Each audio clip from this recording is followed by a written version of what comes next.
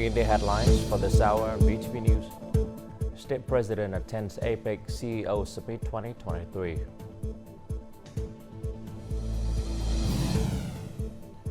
And a new position for overseas Vietnamese in the U.S. And in war news, United States and China agreed to resume military dialogue in 4-hour summit.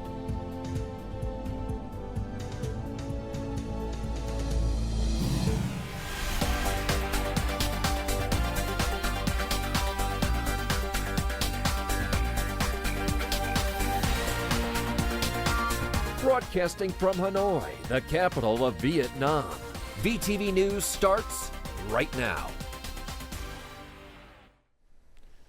Hello, it's 8 a.m. local time in Hanoi, and you're watching VTV News. Within the APEC Economic Leaders Week, State President Võ Văn Thưởng attended and delivered a speech at the APEC CEO Summit 2023. The event brought together nearly 2,000 leaders from major businesses in the world and the Asia-Pacific, international organizations, research institutes, and universities in the regions. More in the following story. In his remarks, the state president pointed to 4 major contradictions of the world economy that are the widening rich-poor gap and environmental destruction against increasing economic growth and wealth. He pointed out the growing protectionism and separatism after more than 3 decades of globalization, and the limited institutional framework at the national level despite the global influence of scientific technological development, and science technology posing unpredictable dangers apart from great development opportunities. The president also made reference to economies pursuing the growth model that encourages consumption, even overconsumption, yet being unable to mobilize enough resources for the Sustainable Development Goals. Highlighting APEC's role for global agreements, green growth, disaster response, and gender equality, supporting small and medium-sized enterprises, and improving healthcare and education quality, he attributed these successes to contributions by the regional businesses community. Vietnam calls for the business community to continue accompanying states in fulfilling commitments to sustainable development and pursuing long-term socio-economic and environmental goals. Vietnam prioritizes projects in such sectors as science, technology and innovation, green economy, digital economy, renewable energy, biotechnology, and healthcare. I hope businesses will further support Vietnam by proposing policies and ideas, transferring solutions, cutting-edge technologies, and new economic models, and attracting investment flows. The state president also called on countries to step up investment in science and technology, and building inclusive and resilient communities. The leader briefed the participants on Vietnam's development viewpoints and policies, saying the country is striving to maintain sustainable economic growth while ensuring social progress and quality, and environmental protection. He expressed his hope that businesses will further support Vietnam by proposing policies and ideas, transferring solutions, cutting-edge technologies, and new economic models, and attracting investment flows. It is important to ensure reciprocity between economic growth and social justice and environmental protection, maintain an open, connected world economy in tandem with ensuring the economic security of countries, ensure that the global governance of technology aims not only to manage the development of various types of technologies, but also to address socio-economic, cultural, political consequences from this process, and prioritize resources for sustainable and inclusive development goals. Vietnam stands ready to join other APEC members and the Asia-Pacific business community in building a bright future for all.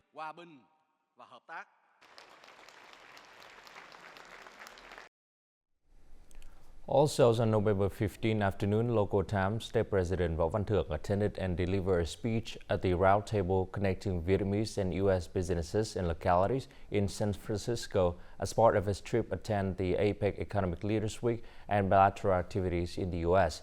The event gathered crowds of officials from agencies and localities and a representative from businesses of the 2 countries. More to follow.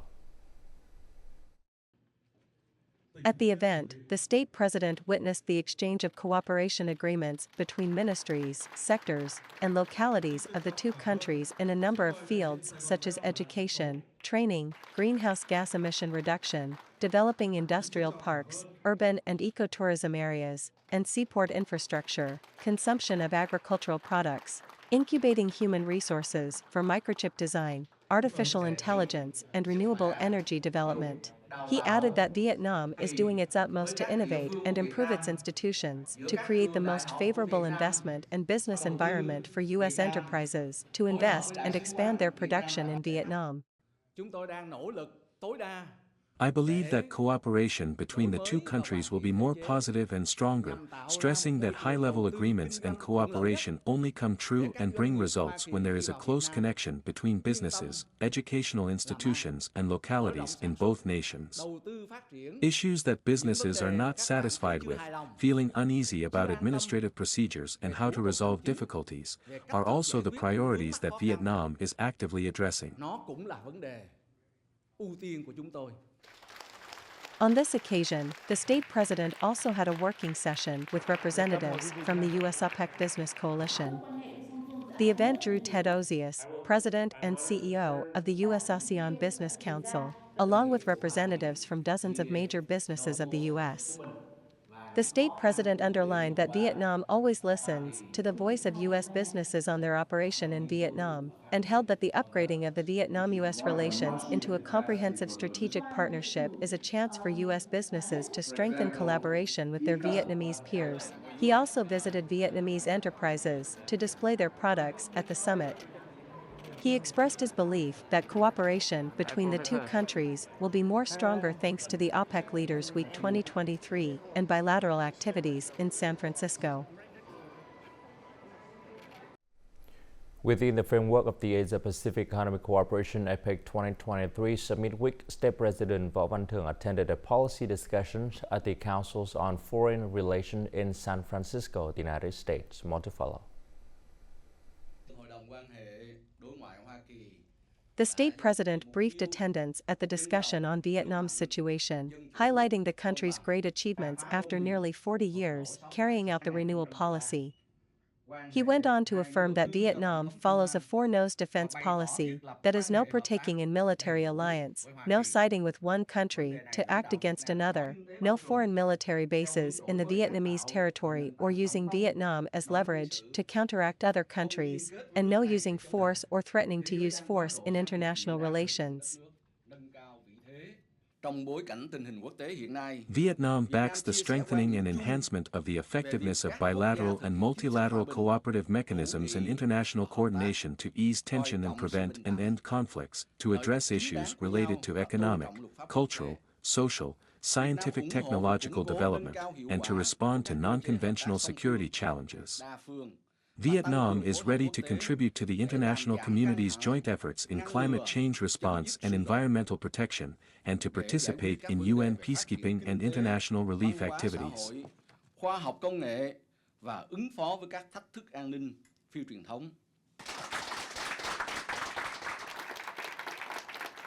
Regarding the Vietnam-U.S. relationship, the leader said relations are at their best ever, with the two countries, from former enemies, becoming comprehensive strategic partners. This is truly a model in international relations. One of the points that you mentioned and that struck me as very significant was the agreement to work together in the semiconductor. Vietnam wants the Vietnam-U.S. Joint Leaders' Statement on elevating the Vietnam-U.S. ties to a comprehensive strategic partnership to be fully implemented, including cooperation in semiconductors, chips and high technology. However, for the cooperation to be effectively realized, the U.S. should recognize Vietnam's market economy status and remove Vietnam from the list of countries subject to limited cooperation in chips and semiconductor. The state president also answered when asked about the role of Vietnamese Americans in promoting bilateral cooperation. The overseas Vietnamese have contributed to the great achievements of the country in the past 40 years. Vietnam always welcomes overseas Vietnamese in the U.S. to return to Vietnam regularly to witness the great changes in the home country and have a better understanding of the national development cause.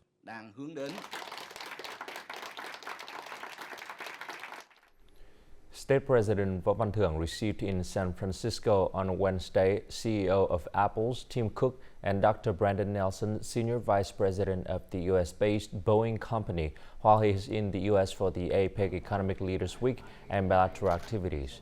At the meetings, State President Võ Văn Thưởng reiterated that Vietnam is open, sincere, and eager to learn from the experience and recommendations of investors to fine-tune its institutions and policies and improve its investment environment.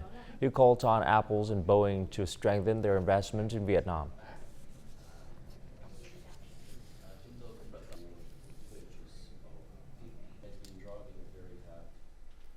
Earlier on November 15, State President Võ Văn Thưởng also visited Stanford University Hospitals and Medical Center, as cooperation in healthcare is part of the essence of the Vietnam-U.S. Comprehensive Strategic Partnership.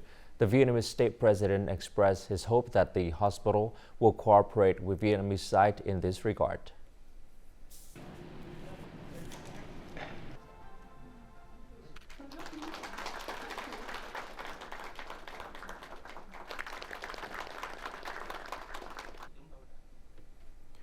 The Vietnamese community in the United States has had huge contributions to the development of the host country, as many of them are entrepreneurs, engineers, and experts in many fields. The U.S. President Joe Biden himself stated that the Vietnamese community is among the most successful, dynamic, and creative communities in America. The recent comprehensive strategic partnership between the two countries has not only enhanced the positions of the Vietnamese community in the U.S., but also opens up great opportunities for overseas Vietnamese to join hands in building the national economy and the technological developments of Vietnam.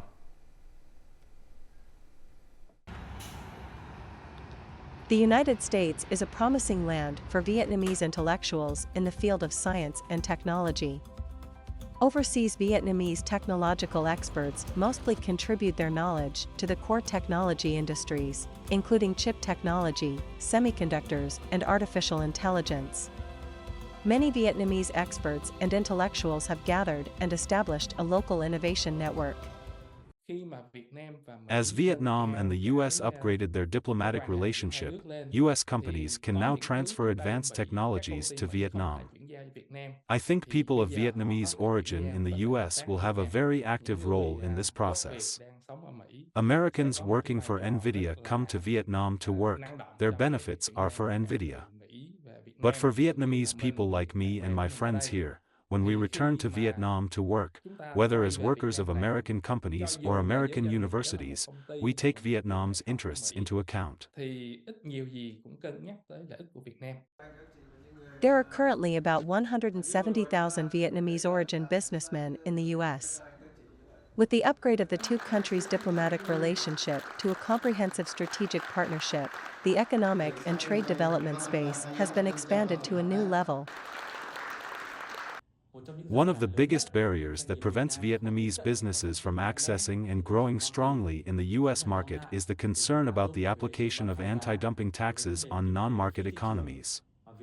However, at the end of October, the U.S. Department of Commerce officially announced that the federal government is considering Vietnam's market economy issue based on the proposal of the Vietnamese side.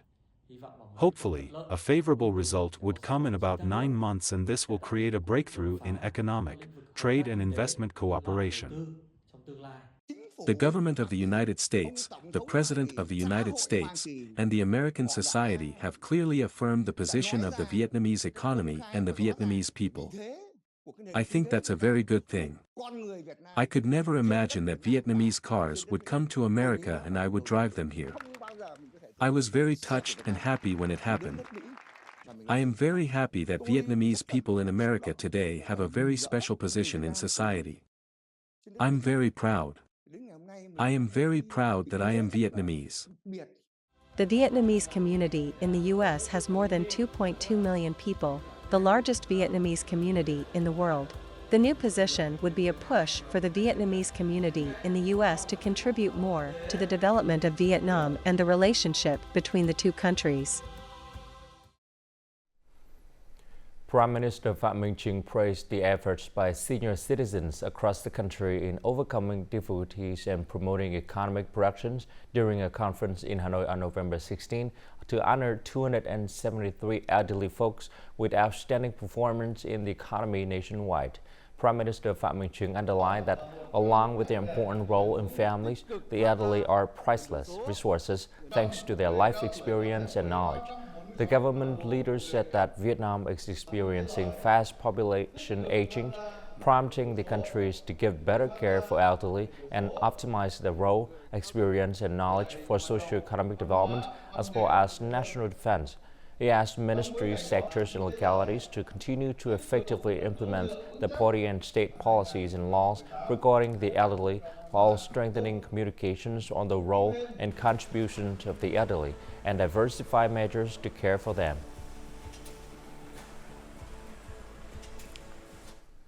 And in this modern society, there are assumptions that elderly people are supposed to enjoy their retirements by staying at home.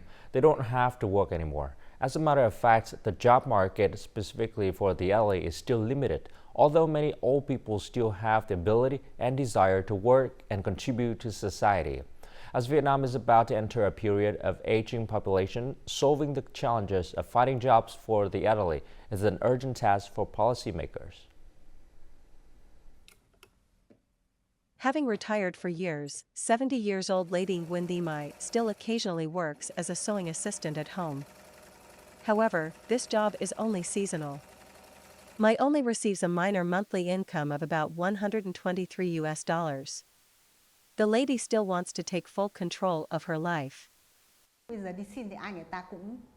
I've applied to several jobs but received very odd responses, such as, "Dear Grandma, there's very limited job opportunities, and those are for young people." I still want to work, still want to make a living, and most importantly, still want to live healthily. While jobs that require unskilled laborers for elderly people are limited, jobs related to researching, teaching, or consulting require qualifications and experiences that are more suitable for the elderly. This retiree has signed a short-term contract as a program consultant for an online newspaper. For me, when I go to work, I feel like I can have joy as well as I can reset the function of my brain and my career. The second thing is that I have the joy of assisting young colleagues. Last but not least, I want to earn a living. According to the General Statistics Office, by 2039, it is forecast that the number of elderly people in Vietnam will exceed the number of children, and the number of people in the working age will decrease. Without appropriate policies to take advantage of the elderly labor force, Vietnam will risk facing the challenge of labor shortage in the near future. To effectively solve this problem, we must balance labor supply and demand and build a bustling labor market. Only then can we promote all labor forces in the society, especially workers in the informal sector. We should have policies to allow people to find a suitable job. More job centers should be built to serve this purpose. Vietnam is among countries with the fastest aging population in the world. Creating an effective job market and equipping the elderly with digital transformation skills, integration and adaptation skills are methods that help reduce the burden of Social Security and also contribute to promoting the potential of a better high-quality workforce. The revived land law will not be passed at the ongoing 6th session of the National Assembly due to pending issues that need to be addressed before submissions to the legislature at next year's session, said the National Assembly Chairman Vương Đình Huệ at the 27th session of the National Assembly Standing Committee in Hanoi on November 16. There are different opinions when the bill is debated, and the National Assembly's Economic Committee should make clear these pending issues before submissions to the National Assembly Standing Committee and then the legislature for consideration. According to the chairman, relevant agencies and the government also agreed not to endorse the bill this time. According to Vũ Hồng Thành, head of the National Assembly Economic Committee, 11 out of 22 deputies proposed spending more time making clear consensus issues. The revived land law was debated by National Assembly deputies at the 4th, 5th, and 6th session. It was originally expected to get the nod from the deputies at the ongoing 6th sessions due to be wrapped up on November 29th.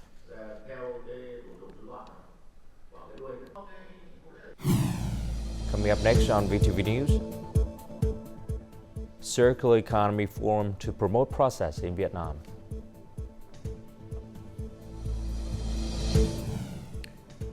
And Central Highland Women's Initiative to advance community tourism.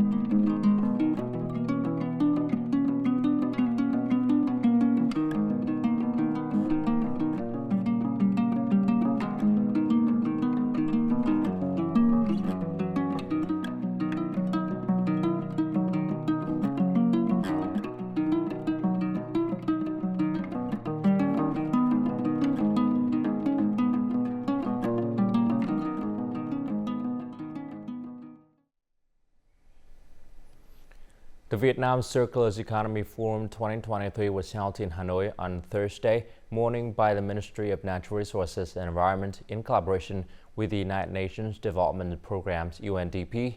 At the event, Deputy Prime Minister Trần Hồng Hà said that specific policies will serve as a launching part for enterprises and industrial parts to promote circular businesses practices in the most effective way.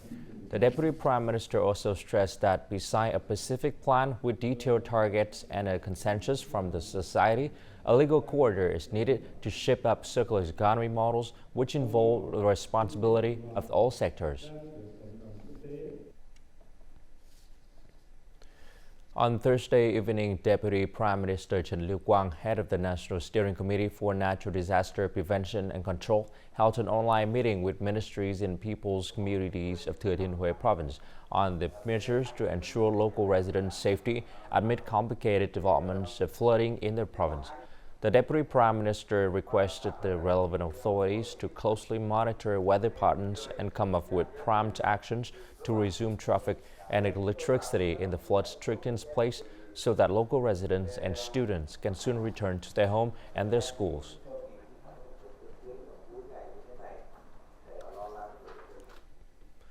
The first batch of Vietnamese bird nest products was shipped to China from the northern border province of Lạng Sơn on Thursday. The shipment was conducted under a protocol signed between the Vietnamese Ministry of Agriculture and Rural Development and the General Department of Customs of China on November 9, 2022. According to the documents, Avanes Vietnam Nutrients Joint Stock Companies is the first business to be granted a code specifically for exporting two bird nest products, refined bird nests and pre-cooked bird nests, to the Chinese market. In Highlands area, women are utilizing local landscape resources and culture to empower themselves through the community tourism. This not only helps them overcome poverty, but also raises the status of women in regions where their voices were previously marginalized. The lives of women in Sin Suối Hồ, Lai Châu have undergone significant changes since they embraced community tourism. Hang Thị Su, a pioneer who pursued higher education, returned to her home village to collaborate with the community in building the tourism initiative. Initially, I assisted everyone in setting up their homes, welcoming guests, and promoting services. Now that everyone is familiar with their tasks, I have returned to managing my homestay and have even opened a new cafe. Since 2015, Sinsuiho, a destination in Laichou, has attracted the attention of travelers. Women in the village are now actively involved in tourism, with many taking on leadership roles in half of the participating families. Nowadays, women have numerous opportunities for personal growth, which in turn contributes to the advancement of the community. In Basat, Lào Chao Thi-Yen serves as a role model for many Zhao girls. She has achieved remarkable success by winning a full scholarship of $50,000 for master's studies in Germany and Italy. After completing her degree, Yen made the decision to start her career in Sapa. Yen is now furthering her income-generating path by establishing a community guest house, aiming to enhance the professionalism of local tourism. I aim to increase awareness campaigns among the locals to promote a greater sense of responsibility. Women in highland and rural areas are increasingly showing courage in pursuing their own entrepreneurial paths. They are like blossoms in the mountains and forests, contributing to the beauty of villages that continue to thrive despite challenges.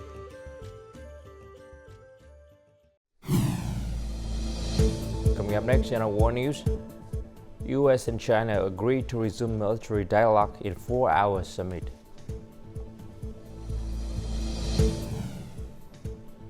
And oil prices dive on big U.S. crude stock bill.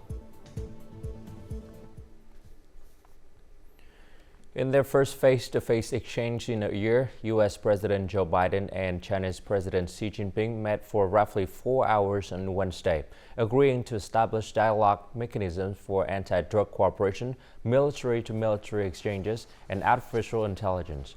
The exchange was conducted on the sidelines of the Asia-Pacific Economic Cooperation APEC 2023 Summit Week in San Francisco of the United States. The military communications agreements means that U.S. Defense Secretary Lloyd Austin can meet with his Chinese counterpart more frequently. This also opens the door for agreements at less senior levels. The two leaders also agreed China would stem the export of items related to productions of the opioid fentanyl, and a leading cause of drug overdoses in the United States. Over the agreement, China will go directly after Pacific chemical companies that make fentanyl precursor. Oil prices tumbled more than 1.5% on Wednesday on a bigger than expected rise in U.S. crude inventories and record production in the world's biggest producer, along with mounting worries about demand in Asia. Brent futures settled down $1.29 or 1.6% at over $81 a barrel. U.S. West Texas Intermediate crude fell 2% at over $76.66. U.S. crude stocks rose by 3.6 million barrels last week to 421.9 million barrels, according to the U.S. Energy Information Administration, far exceeding analyst expectations in a Reuters poll for a 1.8 million barrels rise. Top oil exporter Saudi Arabia and Russia, part of the Organization of the Petroleum Exporting Countries and Allies, said this month they would continue with their additional voluntary oil output cuts until year-end. The British Red phone booth is one of the most famous phone box designs in the world. For nearly half a century, it was a fixture on British streets. But in the era of mobile phones, many have gone straight to a scrapyard. The remaining booths are being transformed into new features. Restorers have put huge effort to give them a brand new look. For many visitors to the British capital city of London, this is a must-visit landmark. There are often long queues of tourists waiting to take photos with this red phone box near Big Ben Tower. To them, this is going to be their most iconic photo of the trip. However, the number of the red-colored iconic boxes is rapidly decreasing. Of the remaining 20,000 in the country, there are only 3,000 traditional boxes left. Carl Burge is trying to restore them. This particular telephone box is called a K2, which means kiosk number 2, so it was the predecessor of all the red telephone boxes we see up and down the country now. It takes about 6 weeks for a full restoration. Redundant units are increasingly being adopted by local communities and converted into facilities such as mini libraries, visitor information stands and defibrillators. Working telephones in telephone boxes has sadly gone because mobile phones, cell phones are the way forward, unfortunately. But if they can be repurposed and kept to their original design with their original colours and equipment in there to save lives, if we could turn them into libraries, you know, happy days. They'll be around for a long time. The repurposing of these boxes underscores their enduring cultural relevance. They are not mere nostalgic relics, instead, they have been reinvented to serve the community innovatively, demonstrating their adaptability and resilience in a rapidly evolving world. And now let's continue with the weather forecast.